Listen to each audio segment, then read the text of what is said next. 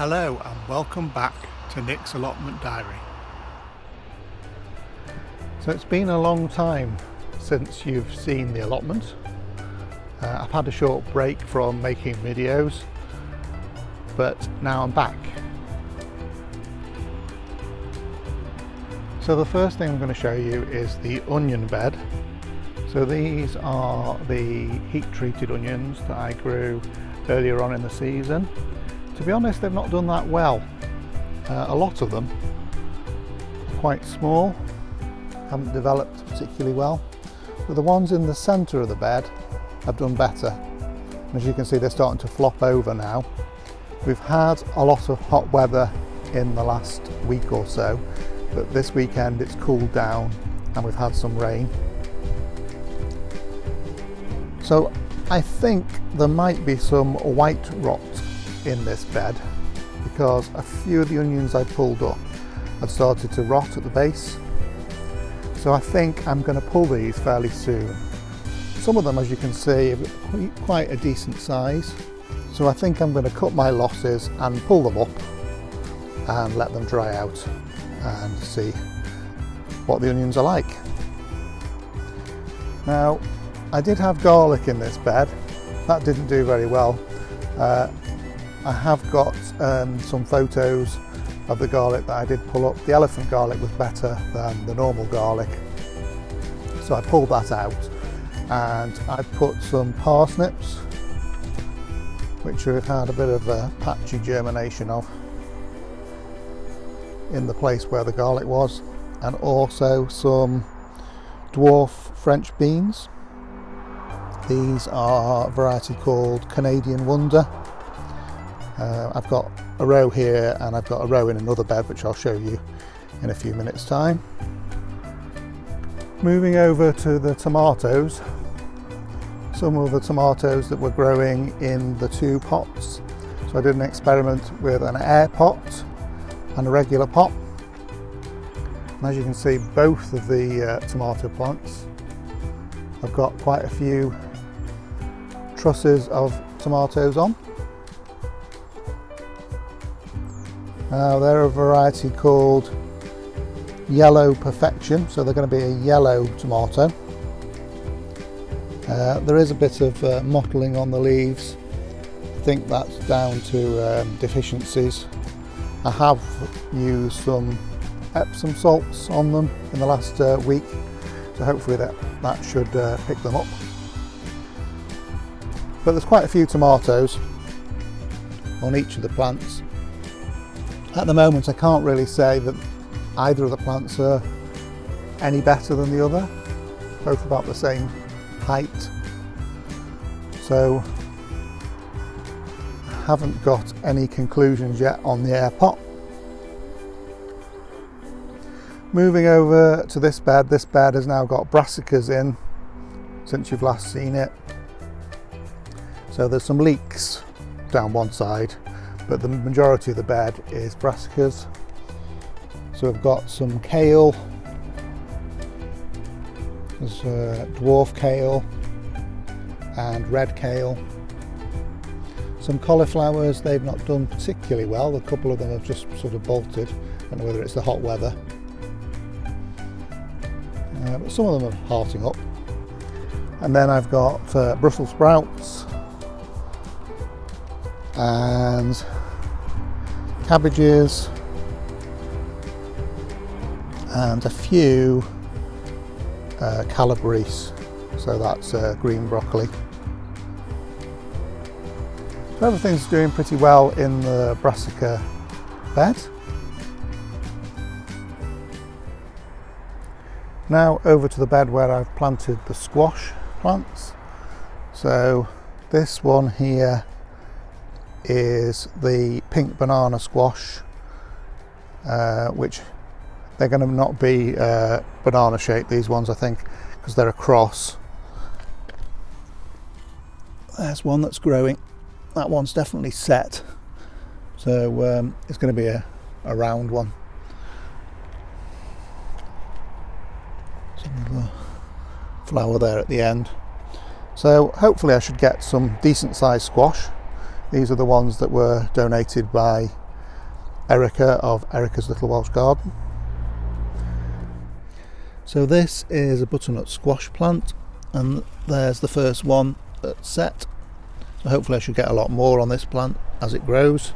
It is looking a little bit yellow again. I have fed them, so hopefully that should sort itself out. This one here is a pumpkin, dwarf pumpkin, only just starting to flower. And then here we have the yellow courgette plant. Now these always do well. Had one last year, produced loads of courgettes. I only ever bother planting one plant now because that produces as many courgettes as I can deal with. Over here we have another squash plant. This one I think is the Japanese squash Uchiki curry. It's only just really starting to grow, so I'll let it grow across the bed here towards the butternut squash over on the other side.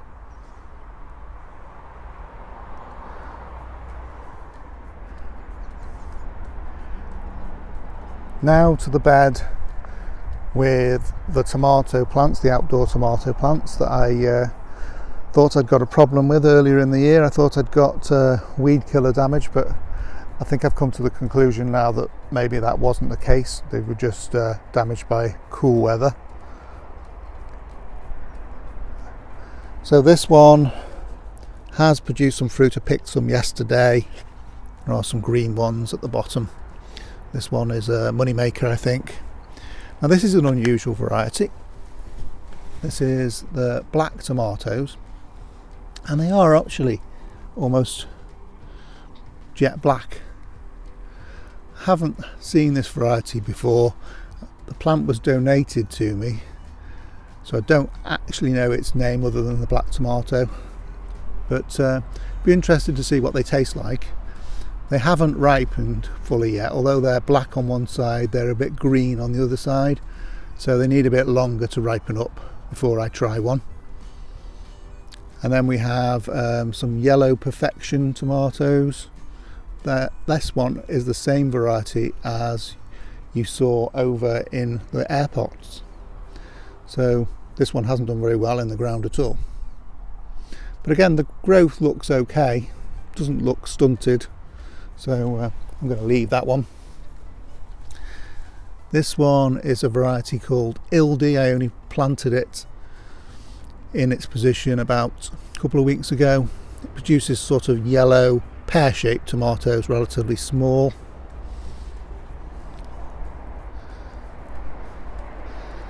And here's another yellow perfection.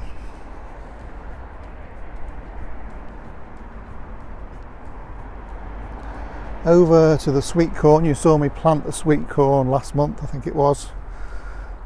They're now starting to produce relatively small plants actually, but they are producing the cobs at the bottom, and these are the male flowers at the top.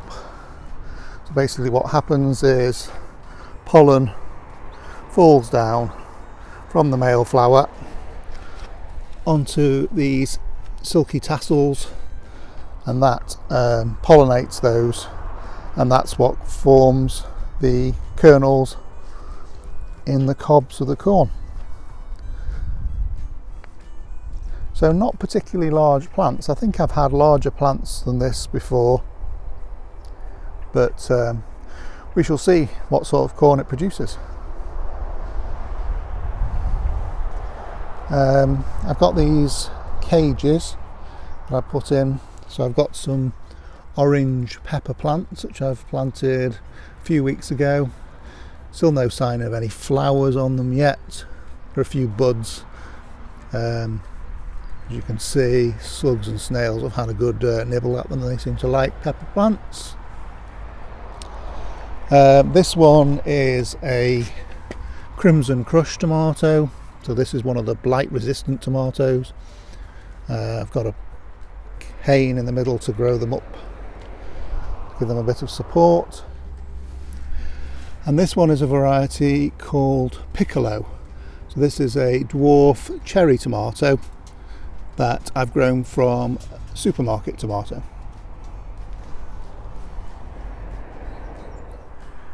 Now over to the potatoes in buckets. As you can see, a lot of the foliage has died back on these potatoes. That is mainly because they're ready for harvest. But I have noticed a few brown patches on some of the leaves, which could be a sign of blight maybe. For example there.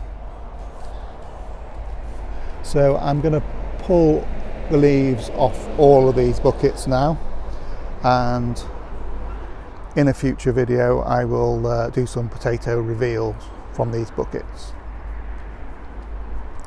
Over to this bed, got some beetroot, excuse the weeds, quite a big beetroot there, so probably need to harvest those relatively soon.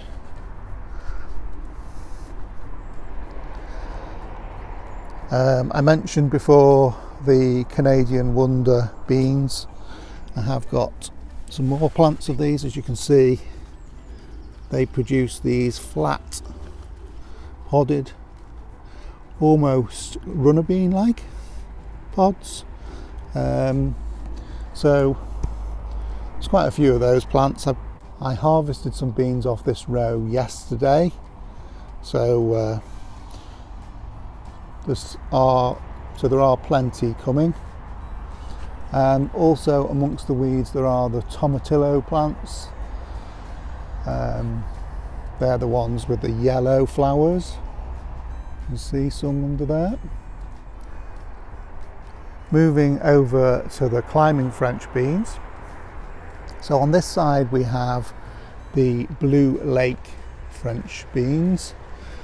They're just really starting to climb up properly the poles now. Some of the plants higher than others, some are only just starting to climb. I did have quite a bit of a problem getting them going. I did have some slug damage, so a lot of the plants got damaged and I had to replant the plants around the base of the canes. And then on this side we have a variety called Cobra. And you can see there are a few beans already starting on this side. Again, some of the plants are climbing higher than others at the moment, but eventually they'll all catch up and it will mean I get a staggered crop of beans. Underneath the beans I've got some of these oak leaf lettuces. They've done really well. Harvested quite a few leaves off these. They are starting to show signs of bolting now, they're going taller. I think the hot dry weather we've had over the last week has probably caused them to bolt. So I do need to harvest some more of these plants and maybe get some more started.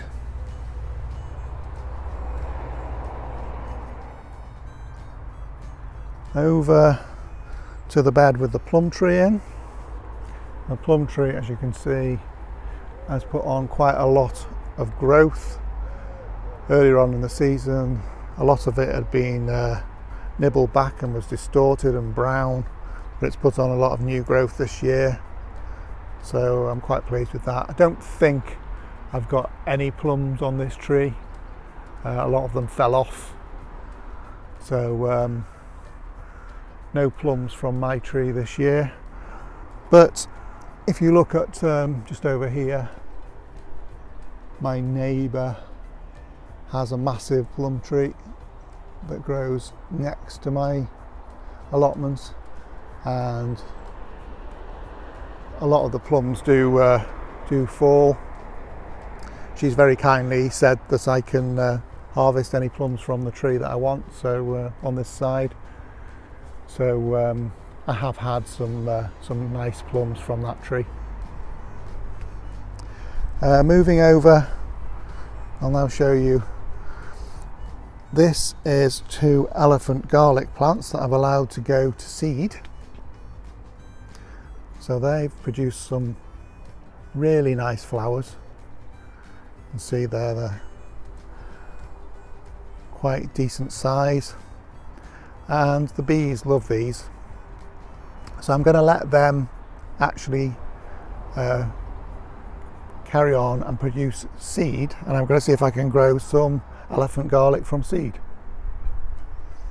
In addition to the elephant garlic, we've got some massive flowers on some leek plants that I've allowed to grow to seed. So as you can see, look at the size of that one. There's several of them.